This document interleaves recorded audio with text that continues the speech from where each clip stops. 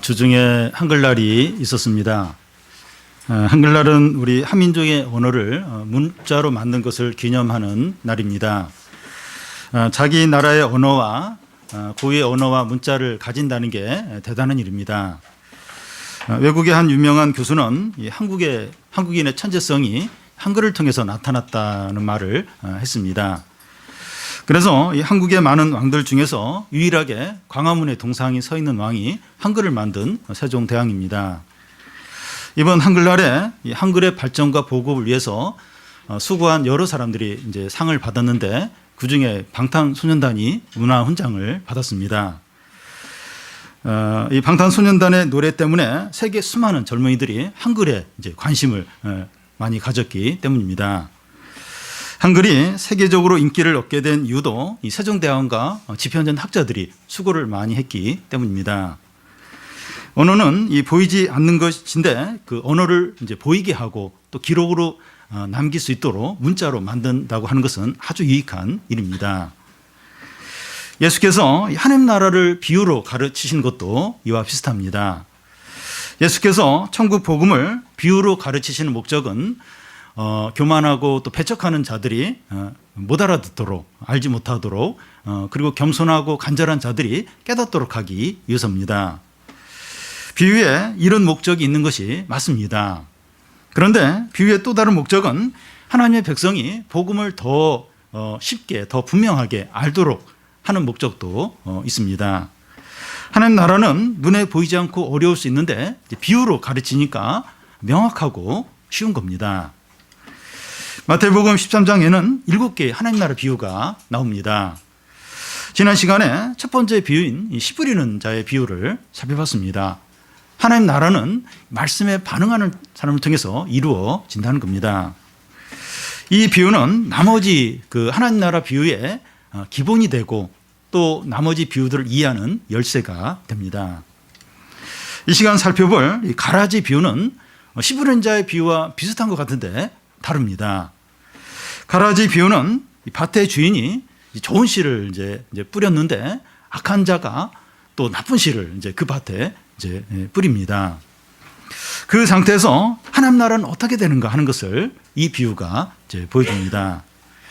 가라지 비유도 예수께서 먼저 비유의 말씀을 하신 후에 제자들이 이게 무슨 이제 모르겠다고 이제 물어보니까 그 비유를 해석해 주는 식으로 이제 되어 있습니다. 먼저 이 가라지 비유를 살펴보겠습니다. 24절부터 그 30절까지 제가 쭉 이제 읽어보겠습니다. 예수께서 그들 앞에 또 비유를 들어 이르시되 천국은 좋은 씨를 제밭에 뿌린 사람과 같으니 사람들이 잘 때 그 원수가 와서 곡식 가운데 가라지를 덧뿌리고 갔더니 싹이 나고 결실할 때 가라지도 보이거늘 집주인의 종들이 와서 말하되 주여 밭에 좋은 씨를 뿌리지 아니하였나이까 그런데 가라지가 어디서 생겼나이까 주인이 이르되 원수가 이렇게 하였구나 종들이 말하되 그러면 우리가 가서 이것을 뽑기를 원하시나이까 주인이 이르되 가만두라 가라지를 뽑다가 곡식까지 뽑을까 염려하노라 둘 다 추수 때까지 함께 자라게 두라 추수 때 내가 추수꾼들에게 말하기를 가라지는 먼저 거두어 불사르게 단으로 묶고 곡식은 모아 내 곡간에 넣으라 하리라. 천국은 이 좋은 씨를 뿌린 사람의 사람과 같다고 하는데 이 비유는 그 천국 곧 이 비유 자체가 천국 곧 하나님 나라를 보여준다고 할 수 있습니다. 그 당시에 농부들이 밀이나 보리 씨를 밭에 뿌렸습니다. 그런데 악한 사람이 남의 밭에 독보리의 씨를 뿌리는 경우가 있었습니다. 이 보리나 이 독보리가 싹이 나오고 어느 정도 자랄 때까지는 서로 구분이 이제 안 되었다고 합니다. 논에 보면 옛날에 우리 논에 보면 벼와 비슷하게 이렇게 자라는 게 있는데 피입니다.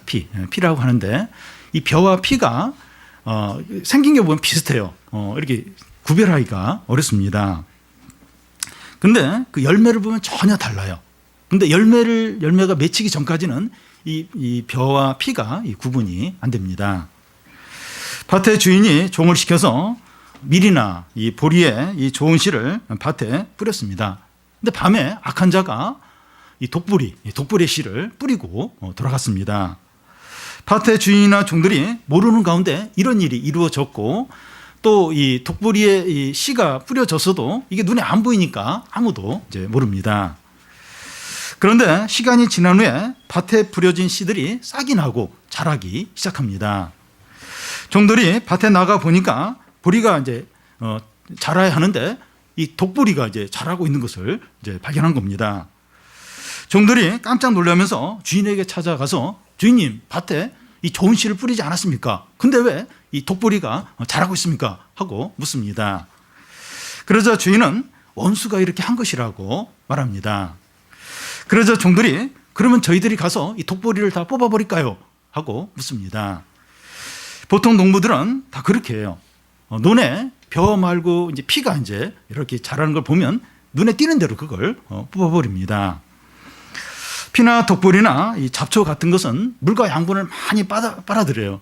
그래서 그걸 이제 보이는 대로 뽑아버려야 이제 많은 수확량이 이제 많이 이제 생기기 때문입니다. 그런데 여기 주인은 좀 달라요. 여기 주인은 어떻게 합니까? 그냥 두라는 거예요. 그 이유는 이 독보리를 뽑다가 보리까지 같이 뽑을 수 있기 때문이라는 겁니다. 보통 피나 독보리나 잡초들은 이 뿌리를 이제 땅에 깊이 이제 내리고 있기 때문에 이것을 뽑다 보면 이 뿌리가 이제 이 독보리하고 보리랑 같이 이렇게 막 엉켜 있다가, 그래서 막 독보리를 확 뽑다 보면 이 보리까지 같이 뽑힐 수 이제 있다는 겁니다. 그래도 보통 농사에서는 전체 수확량을 많이 늘리기 위해서 뭐 피나 독보리나 잡초를 보면 보이는 대로 다 이제 뽑아버리죠. 왜냐하면 전체적으로 보면 어쨌든 수확량이 이제 그렇게 해야 이제 많이 생기니까 이제 그렇게 합니다. 그런데 하나님 나라에서는 이 한 영혼이라도 악한 자 때문에 상처를 받거나 함께 망하지 않도록 그냥 악한 자를 그냥 놔둔다는 거예요. 악한 자를 이제 어떻게 하다 보면 이제 이렇게 신자까지 함께 다칠 수 있고 함께 망할 수 있는 그런 가능성이 있기 때문에 그냥 이제 악한 자를 할지라도 그냥 놔둔다는 거예요. 물론 이제 악한 자 일부는 이제 하나님이 심판하실 때가 있어요. 근데 전체적으로 보면 악한 자지만 그냥 이제 놔둔다는 겁니다. 주님은 언제까지 가라지를 그대로 놔두라고 합니까? 추수 때까지 그대로 놔두라는 거예요. 추수 때가 되면 이 가라지들은 다 모아서 이제 불에 던져지게 되고 곡식은 또 모아서 곡간에 넣게 된다는 겁니다. 이 비유가 하나님 나라가 어떤 것인가 하는 것을 보여줍니다. 제자들은 이 말씀을 듣고 잘 모르겠는 거예요. 그래서 이 비유의 의미가 뭔지 예수님께 묻습니다. 그래서 예수님은 이 비유의 의미가 뭔지 해석을 해주십니다. 37절에서 39절까지 보면, 대답하여 이르시되 좋은 씨를 뿌리는 이는 인자요, 밭은 세상이요, 좋은 씨는 천국의 아들들이요, 가라지는 악한 자들의 아들들이요, 가라지를 뿌린 원수는 마귀요, 추수 때는 세상의 끝이요, 추수꾼은 천사들이니. 이 좋은 씨를 뿌린 이는 인자라고 하는데 예수 그리스도를 가리키고, 또 가라지를 뿌린 원수는 마귀라고 하는데 사단을 가리킵니다. 그리고 좋은 씨는 천국의 아들들이고 가라지는 악한 자의 아들들이라는 겁니다. 사단은 아무도 모르게 악한 씨를 부지런히 뿌려서 이 사단의 이 자녀들이 많아졌습니다. 여러분, 예배를 드리고 또 선교를 하고 교회를 세우는 것은 눈에 보이는 것이라고 할 수가 있어요. 눈에 보여요. 근데 이 사단이 막 활동하는 거, 사단이 막 일을 하는 건 눈에 보이지 않습니다. 사단이 눈에 보이지 않지만 부지런히 악한 활동을 해서 이 사단의 자녀들이 계속 생긴다는 거예요. 계속 많아지고 있다는 겁니다. 그런데 세상에서 하나님의 자녀와 사단의 자녀가 함께 이렇게 섞여 있어요. 함께 섞여 있고, 그런 상태에서 이 추수 때, 마지막 때까지 계속 그런 상태에 이제 있게 됩니다. 이 밭은 이제 세상이라고 하는데 이 세상에서 이런 일이 이루어집니다.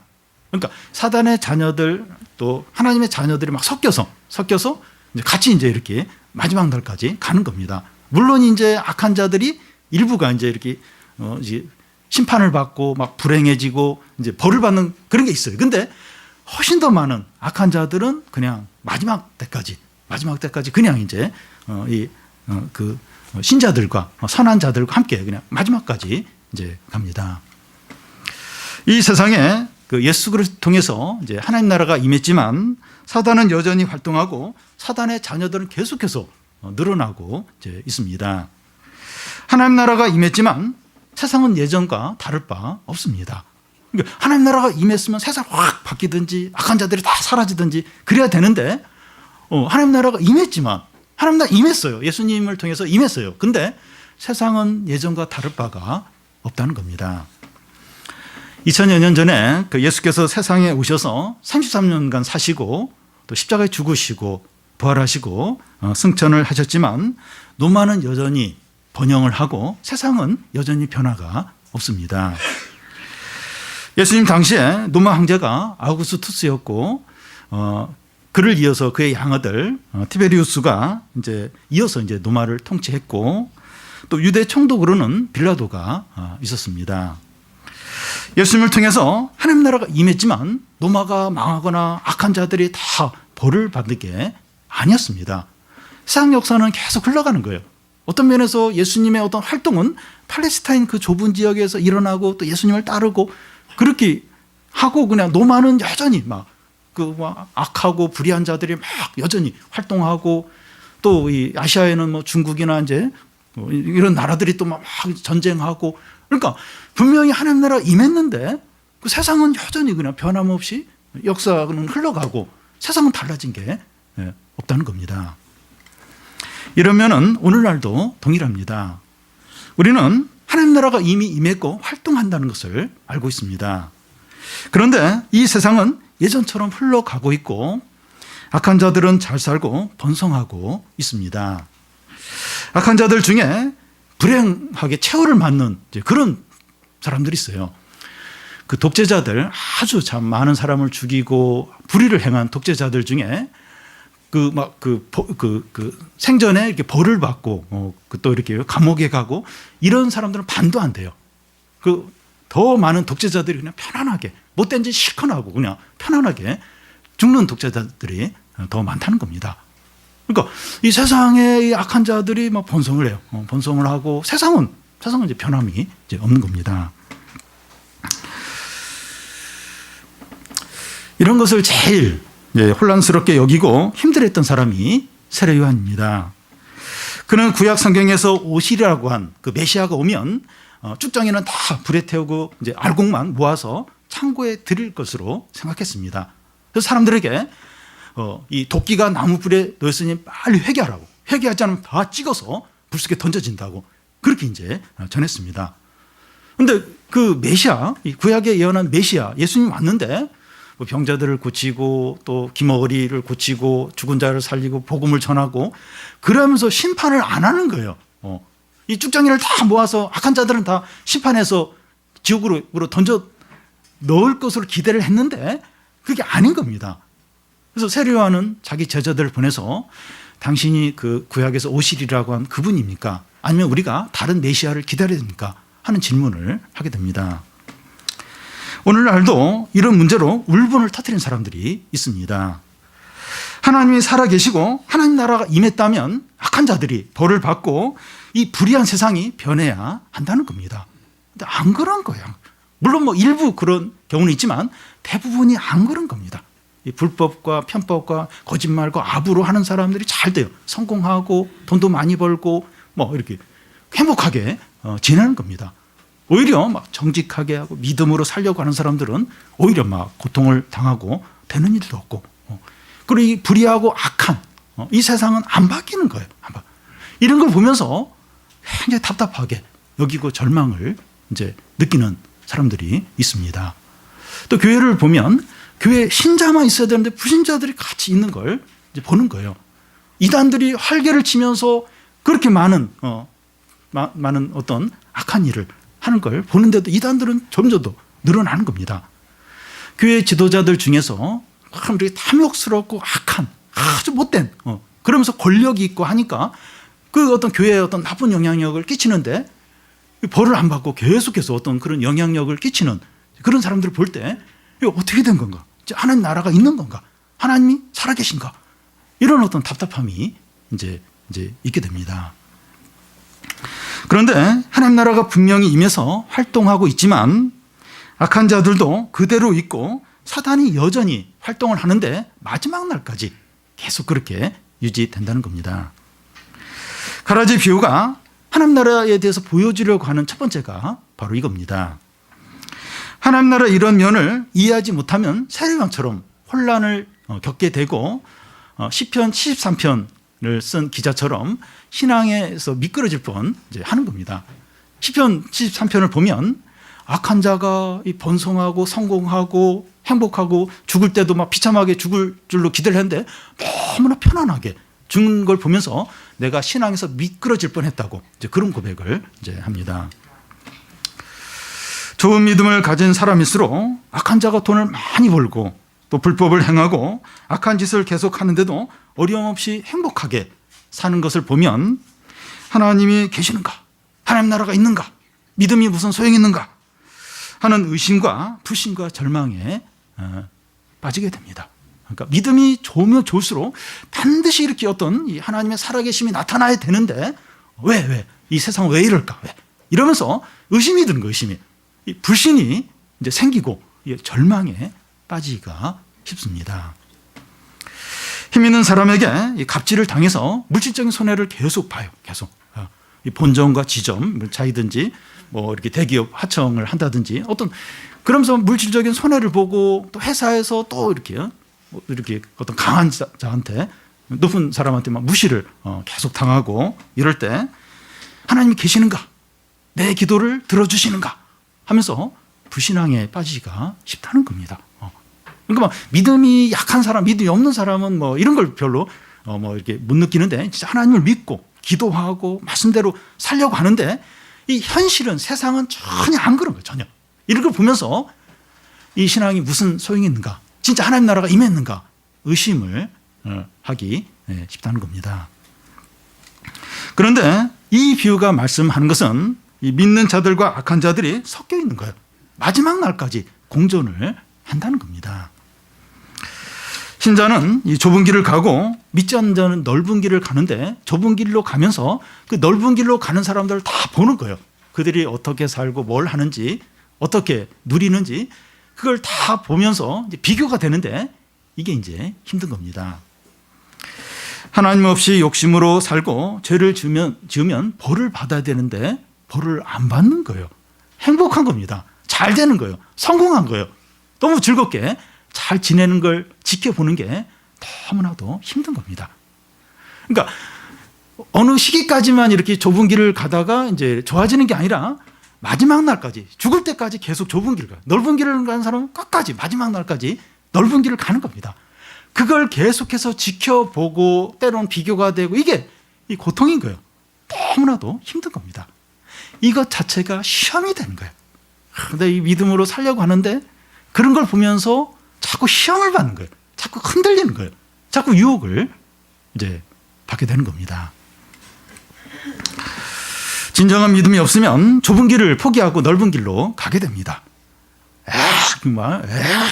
신앙생활 좀 제대로 하고 하나님 제대로 믿어 보려고 했는데 세상이 이런데 내가 어떻게 신앙생활 할 수 있냐고 그러면서 모르겠다 이러면서 그냥 신앙을 버리고 이제 나도 그냥 넓은 길로 살란다. 세상을 쫓아 살고 세상의 즐거움 추구하며 살란다.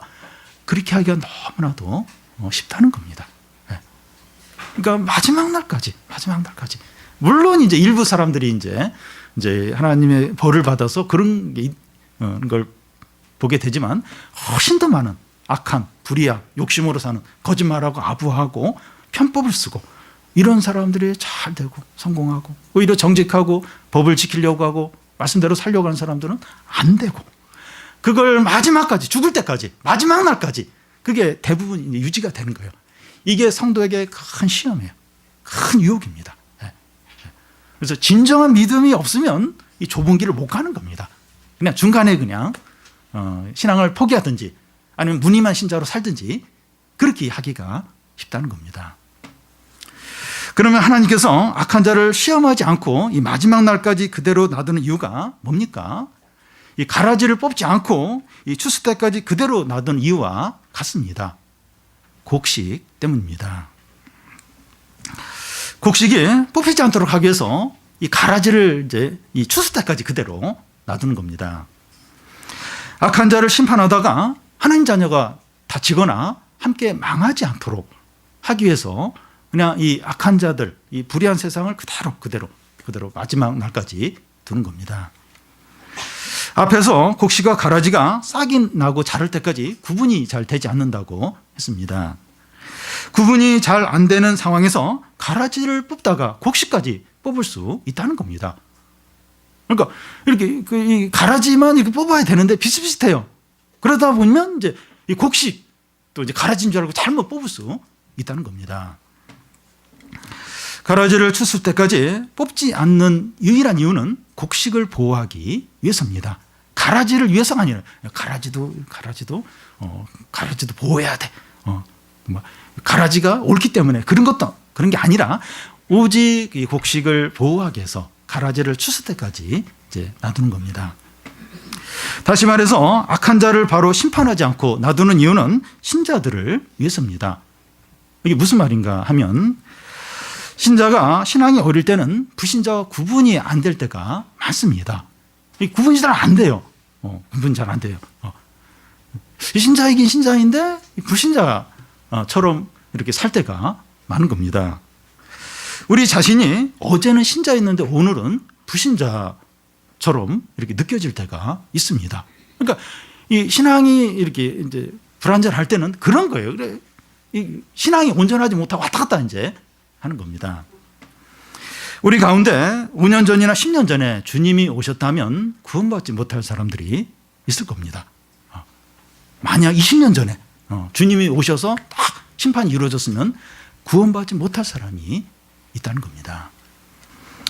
그래서 악한 자를 바로 심판하지 않는 이유는 불완전한 신자가 온전한 신자가 되고 불신자가 회개하도록 기회를 주기 위해서입니다.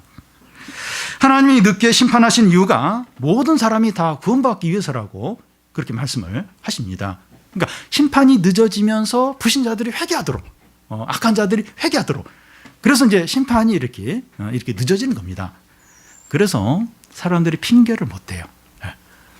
하나님이 조금 시간 주셨으면 내가 회개했을 텐데 주님 너무 이렇게 빨리 오셔가지고 내가 회개를 못했다. 그렇게 핑계하지 못하도록.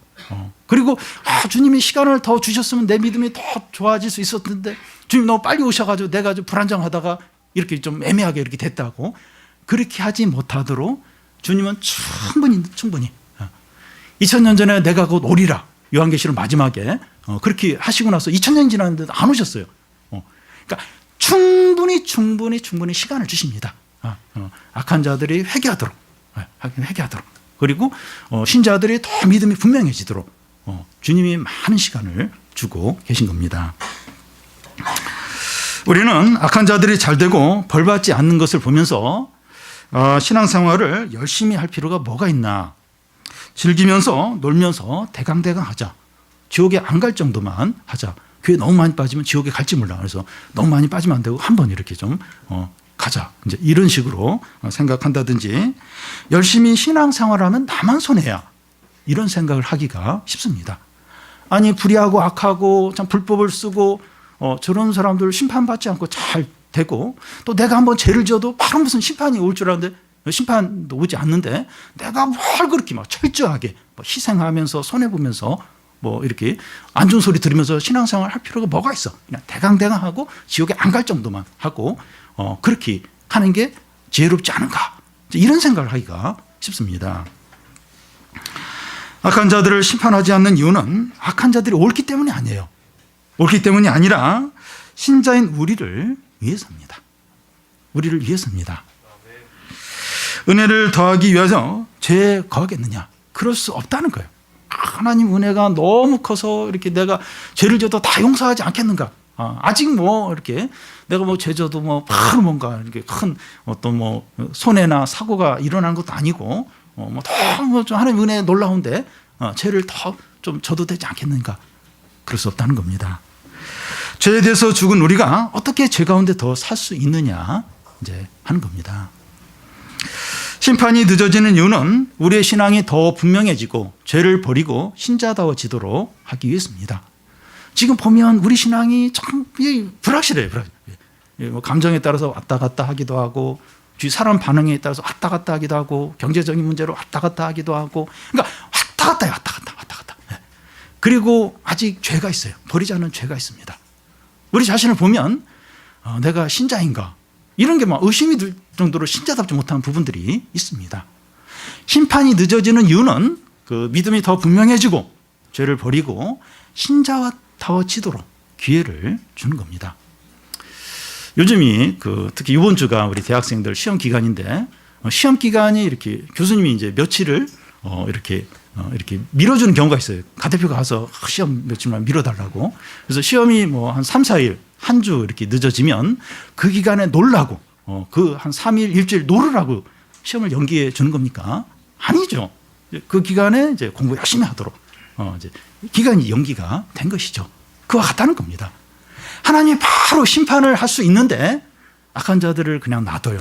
우리가 죄져도 바로 그렇게 막 지기하지 않고 놔두십니다.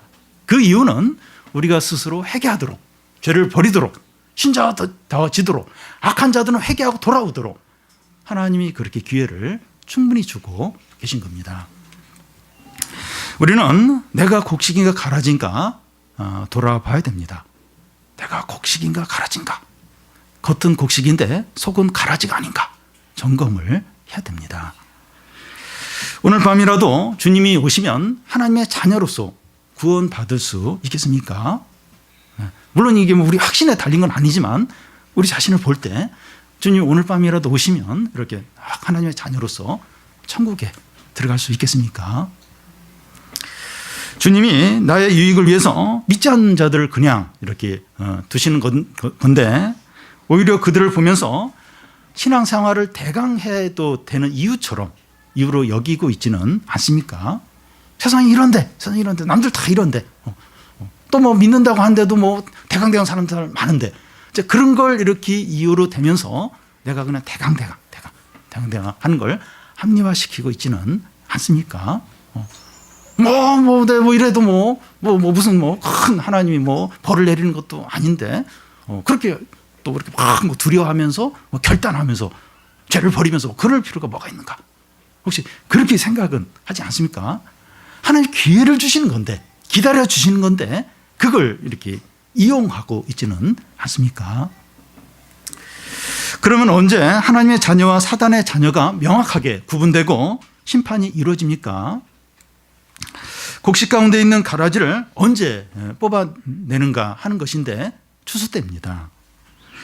논의 벼들 가운데 피가 이제 곳곳에 있는데 언제 피와 벼가 명확히 구분이 되는가 하면 추수 때, 열매가 다 연그렀을 때 구분이 됩니다. 좀 나이 드신 분들은 그 피를 보셔서 아시겠지만 제 기억으로는 약간 붉은 빛을 이렇게 그 열매가 붉은 빛을 띱니다. 그래서 이제 피라고 하는 거 이제 같은데요. 추수 때는 벼와 피가 너무나 분명하게 구분이 되어서 전혀 혼동이 되지 않습니다. 벼는 노란색, 피는 열매가 붉은색. 전혀 추수 때 혼동이 안 됩니다. 하나님께서 신자와 악인을 마지막까지 심판하지 않고 충분한 시간을 주는 또 다른 이유는 신자는 신자답게, 악인은 악인답게 분명하게 구분되도록 하기 위해서입니다. 우리가 어느 장례식장에 가면 고인들에 대해서 이야기를 하게 되는데, 어떤 사람은 한평생 동안 많은 죄를 지은 분이 있는가 하면 어떤 사람은 선한 일을 많이 한 사람이 있습니다. 우리가 마지막 날 주님 앞에 서면 우리가 한평생 맺은 열매가 하나님 앞에 다 드러나게 됩니다. 말로 설명할 필요도 없이 우리의 행위들이 열매로 드러납니다. 말로 제가 어떻게 살았고 잘 살았고 못 살았고 이런 말할 필요가 없이 그냥 우리의 행위들이 주님 앞에 열매로 다 이제 드러나게 됩니다. 추수 때가 되면 식물들이 자신의 열매를 드러내는 것처럼 마지막 날 우리의 행위가 열매들로 하나님 앞에 드러나게 됩니다. 어떤 사람은 너무나 부끄럽고 수치스러운 열매가 가득할 것이고, 어떤 사람은 아름답고 영광스러운 열매로 가득할 겁니다. 우리는 하루하루를 돈 벌고 또 사업하고 또 직장 생활하고 여러 일을 하면서 열심히 이렇게 사는데 결국 일관된 열매를 맺게 됩니다. 우리는 다양해요. 다양한 여러 가지 일을 하는데 결국은 어떤 일관된 한 종류의 열매를 맺고 있다는 겁니다. 물론 뭐 조금 섞이는 거 있지만 결국은 한 종류의 열매를 맺고 있습니다. 우리는 지난 한 주 동안에 어떤 열매를 맺었습니까? 우리 한 주를 한번 돌아보시면 좋겠어요. 우리 여러 가지 했어요. 여러 가지. 다양한 어떤 일을 했는데 어떤 열매를 지난 한 주 동안에 맺었습니까? 우리 한번 평생을 한번 돌아보시죠. 한번 지금까지 쭉 한번 돌아보면서 내가 어떤 열매를 지금 맺으며 살았는가? 어떤 열매를 맺었습니까? 욕심과 죄의 열매인가요? 아니면 말씀과 성령의 열매인가요? 뭐 종류는 하는 일은 달라요. 여러 가지 다르지만 욕심과 죄의 열매를 맺을 수도 있고 말씀과 성령의 열매를 맺을 수도 있다는 겁니다. 이게 말씀에 따라서 이렇게 성령의 인도에 따라서 살면 성령의 열매를 맺는 것이고 욕심과 충동에 따라서 세상을 쫓아가면서 이렇게 살았다면 이 죄의 열매를 맺게 되는 겁니다. 이런 하루하루가 쌓여서 마지막 날 주님 앞에 섰을 때 어떤 열매를 내놓겠습니까? 그러니까 하루하루가 열매. 하루를 돌아보면서 내가 오늘 무슨 열매를 맺었을까? 그러니까 그 하루하루가 쌓여서 주님 앞에 이제 가득한 열매를 내놓게 되는데 무슨 열매를 내놓을 것 같습니까? 어떤 열매를 맺었느냐에 따라서 천국과 지옥의 영원한 운명이 결정됩니다. 그러니까 마지막 때 가서 그때 뭔가 이게 결정이 되는 것이 아니라 우리의 매일매일의 삶 가운데서 열매를 맺어요. 어떤 일관된 열매를 맺게 되는데 그게 마지막 날 천국이냐 지옥이냐 영원한 운명이 결정이 되게 됩니다. 빼도 박도 못해요. 왜냐하면 열매가 증거니까 죄의 열매를 맺었느냐, 욕심의 열매를 맺었느냐, 자신의 정욕의 열매를 맺었느냐, 아니면 이게 믿음과 성령과 말씀에 따라서 자기를 부인하면서 하는 뜻대로 산 그런 열매를 맺었느냐. 그 열매가 천국이냐 지옥이냐 영원한 운명을 결정을 하게 됩니다. 그때 뭐 이렇게 말을 잘하고 막 이렇게 멀리 이렇게 하나님을 막 이렇게 어떻게 기쁘게 하고 그게 안 통해요. 전혀 안 통해요. 그 삶의 열매가 그의 영원한 삶을 판단하는 기준이 된다는 겁니다. 41절에서 43절까지 한 절씩 교대로 읽겠습니다. 인자가 그 천사들을 보내리니 그들이 그 나라에서 모든 넘어지게 하는 것과 또 불법을 행하는 자들을 거두어 내어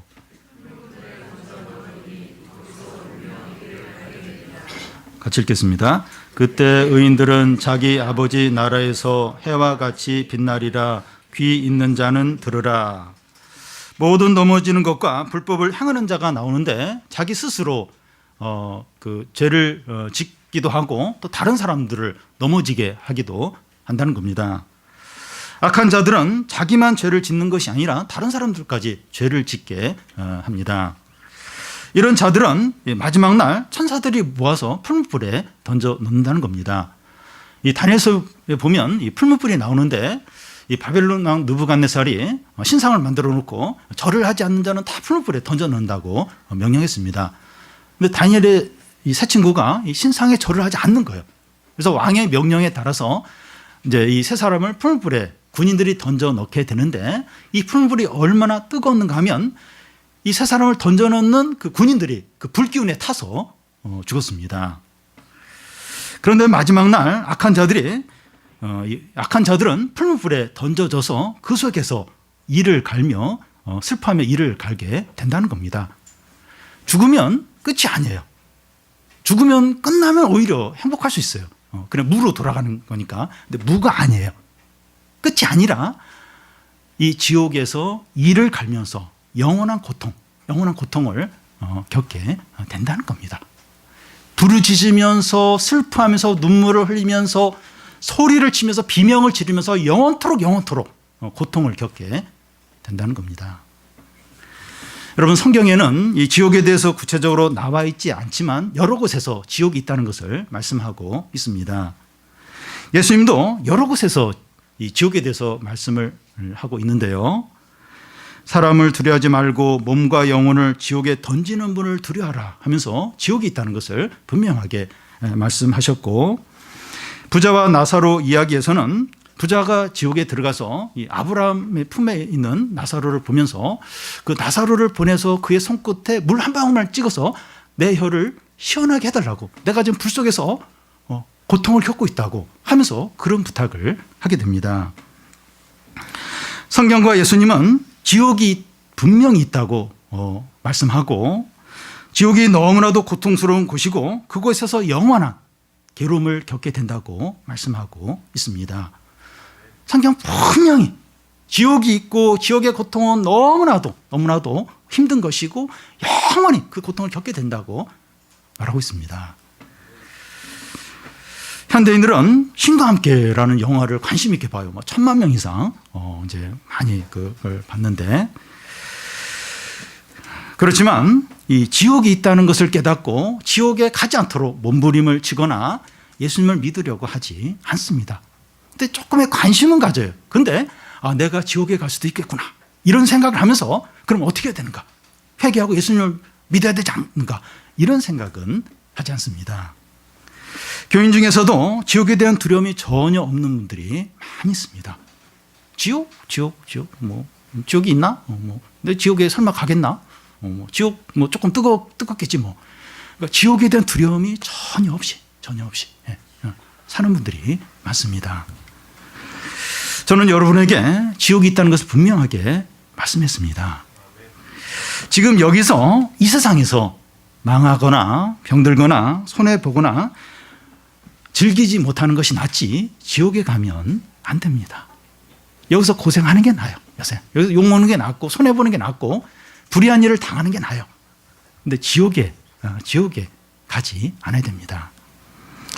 불 속에서 너무나 뜨겁고 고통스러워서 물 한 방울로 자기 혀를 시원하게 해달라 하면서 요청을 하는 것이 이제 지옥입니다. 지옥이 구체적으로 어떤 곳인지 알지는 못하지만 너무나 목마르고 너무나 뜨겁고 너무나 힘들어서 물 한 방울만 제발 좀 달라고 하는데도 그 물 한 방울이 없는 곳이 지옥입니다. 성경은 이 지옥이 구체적으로 이렇게 신과 함께 나오는 것처럼 무슨 방이 있고 어디 들어가면 뭐가 있고 그런 구체적으로 나와 있지 않아요. 근데 상징적으로 지옥이 어떤 곳인가 하는 게 나와 있는데 너무나도 목마른 거예요. 너무나도 뜨거운 거예요. 너무나 고통스러운 거예요.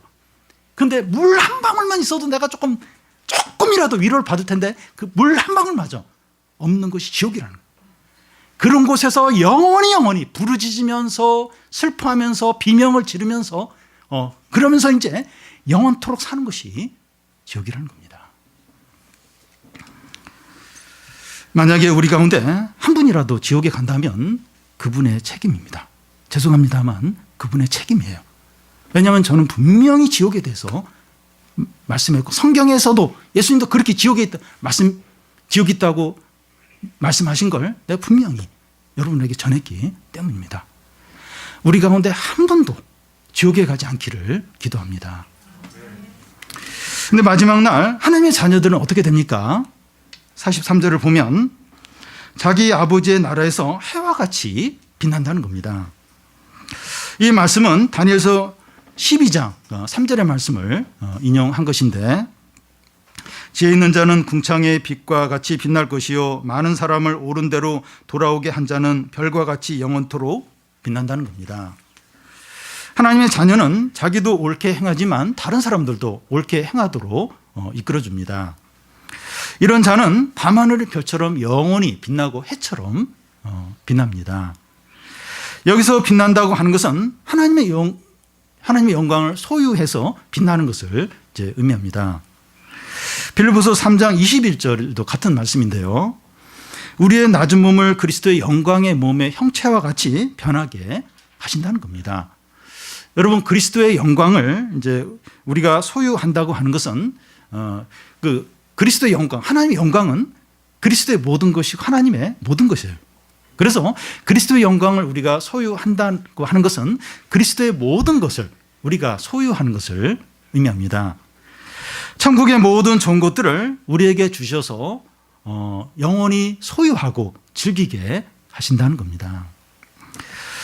성경에서 이 천국에 대해서 구체적으로 말씀하고 있지만 천국이 있다는 것을 또 여러 곳에서 말씀하고 있습니다. 요한복음 14장에서 예수님은 이제 십자가에서 죽으시고 이제 부활하시고 승천하실 것을 이야기를 하시면서 내가 너희를 위하여 거처를 예비하러 가노니 내 아버지의 집에 거할 곳이 많다고 말씀합니다. 아버지의 집은 천국을 말하죠. 내가 너희들을 위해서 천국을 준비하기 위해서 내가 이제 하늘로 먼저 간다 하시면서 천국을 이야기를 하셨습니다. 바울은 고린도후서 5장에서 만일 땅에 있는 우리의 장막이 무너지면 하나님께서 지으신 집 하늘에 있는 영원한 집이 우리에게 있는 줄 안다고 말했습니다. 그래서 이 육신의 장막 이게 무너지면 그게 죽는 걸 이야기하는데 손으로 짓지 않는 영원한 하나님의 집, 하나님의 집, 이 천국이죠. 천국이 우리를 위해서 준비되어 있다 하면서 천국을 말했습니다. 요한계시록 7장에서는 이 천국에서는 다시는 주리지 않고 목마르지 않고 해나 아무 뜨거운 기운에 상하지도 않고 모든 눈물을 씻어준다고 이제 말씀합니다. 그러니까 천국에는 더 이상 고통이나 눈물이나 두려움이나 염려나 불안이나 시기나 미움이나 또 뭐 도둑질이나 범죄나 살인이나 이런 게 전혀 없다는, 더 이상 눈물을 흘릴 일이 없고 더 이상 피곤한 것도 없고 질병도 없고 더 이상 염려도 없다는 겁니다. 기쁨과 평안과 영광과 행복과 모든 은혜를 누리면서 사는 것이, 영원히 사는 것이 천국이라는 겁니다. 천국이 우리의 고향입니다. 우리는 고향을 향해서 여행하는 나그네와 같습니다. 여러분, 우리는 나그네예요. 우리가 지금 직장이 있고 집이 있고 차가 있고 여러 어떤 사회적인 지위가 있는데 일시적입니다. 일시적. 이게 다 변질이 되고 사라질 수도 있고 변할 수도 있고 다 일시적인 거예요. 우리는 이것을 붙들고 이것을 의지하며 이것이 모든 것처럼 생각하는 자들이 아닙니다. 우리는 이 천국을 향해서 여행하는 나그네입니다. 나그네. 이 전세 사는 것과 같아요. 전세. 계속 이사를 해야 돼. 이사를. 우리는 나그네입니다. 나그네. 계속 이 천국을 향해서 계속 여행하는 나그네들입니다. 그래서 이 나그네는 짐이 많지 않아요. 짐이. 왜냐하면 떠나야 되니까. 오히려 이제 좀 이렇게 가진 게 없을 때 더 이렇게 나그네다운 삶을 살 수 있는 거죠. 그래서 우리가 이렇게 좀 여러 가지 부족하고 없고 막 이게 지금 이 나이가 되도록 내 집도 없고 막 신세 타령 그게 아니고 나그네이기 때문에 더 좀 나그네로 적합한 삶을 사는 거죠. 어떤 면에서. 그래도 집이 있으면 좋겠다, 이제 그럴 수 있지만. 그러니까 이 영적인 의미, 성령적인 의미에서는 그렇다는 겁니다. 그래서 좀 부족하고 돈이 없고 또 몸도 안 좋고, 나그네 인생 아닌가. 우리의 천국, 우리의 고향, 내가 진정으로 가야 될 그곳을 향해서 지금 나아가고 있는 거 아닌가. 돈이 좀 부족하고 몸이 좀 안 좋고 또 가족들의 여러 어려움이 있고, 그래도 나에게 천국이 있고 내가 돌아갈 고향이 있고 그러면 충분한 겁니다. 그리고 여러 마음 상하는 일이 너무 많아요. 너무 이제 마음에 힘든 일들이 많습니다. 나는 건강하다 할지라도 가족들이, 부모님들이 건강이 안 좋으면 너무 이제 이게 힘든 거예요. 또 여러 어떤 어려움들, 어떤 관계로 인해서 힘든 것들도 있습니다. 근데 이런 것들은 다 일시적이에요. 한때입니다, 한때. 이게 영원한 게 아니에요. 오직 영원한 건 천국이죠. 하나님 나라죠. 그래서 여러 상황이 다른데 천국을 향해서 이제 계속해서 나아가는 겁니다. 물론 이 세상이 공부나 직장 생활 이게 아무 의미가 없다, 중요하지 않다. 그게 아니라 이게 절대적인 게 아니라는 거예요. 다 상대적이고 일시적인 거고 이게 전부가 아니라는 거예요.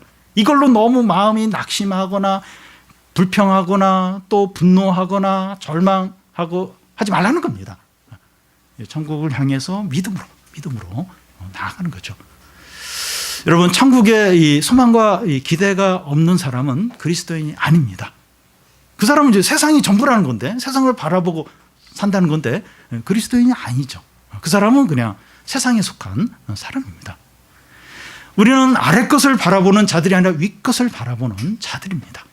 하늘에 있는 것, 그걸 바라보고 그걸 소망하는 자들이 그리스도인입니다. 여러분, 이 하나님 없이 욕심으로 사는 자들이 잘 되고 성공하고 돈을 많이 벌고 행복하게 살고 계속해서 악이 행해지는 이 세상에서 우리가 어떻게 믿음을 지키고 인내하고 유혹을 거절할 수 있습니까? 마지막 날 심판과 구원을 생각을 하는 겁니다. 마지막 날 심판이다. 추수 때가 있다. 여러분, 이 마지막 날이 올까? 여러분, 우리가 2018년도 1월 1일 날 너무 길어요. 2018년이 2018년이 언제 갈까? 진짜 2018년 12월 30일이 올까? 근데 벌써 10월입니다. 10월. 앞으로 2달만 조금 더 있으면 2018년도 끝나요. 그리고 여러분, 우리 나이 먹는 걸 한번 보십시오. 나이. 깜짝 놀래요. 내가 벌써 지금 40대 중반이고 50대 중반이고 60대 중반이고 벌써 내가 70대고 너무나 빨리 시간들이 지나갑니다. 우리 언젠가는 죽게 돼요. 우리가 죽으면 그날이 마지막 날인 거죠. 마지막 날이 반드시, 그리고 너무나 빨리 이제 온다는 겁니다. 마지막 날 심판과 구원을 생각을 하는 겁니다.